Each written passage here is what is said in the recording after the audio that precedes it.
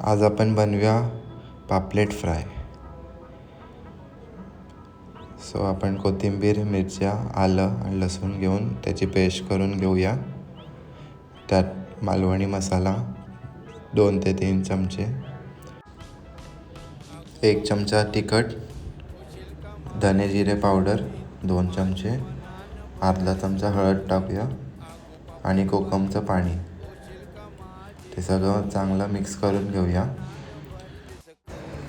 आता आपण पापलेटला 1 स्पून मीठ टाकूया, अर्धा लिंबू पिळून घेऊया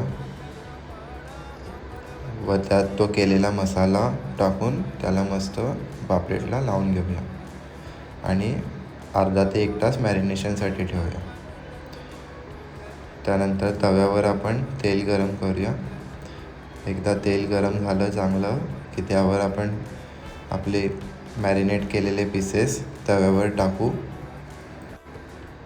असे एक पापलेटचे तुकडे तव्यावरती किरकिर आवाज येईपर्यंत फ्राय करून घेऊया. छान कुरकुरीत झाले पाहिजे पापलेट आपले.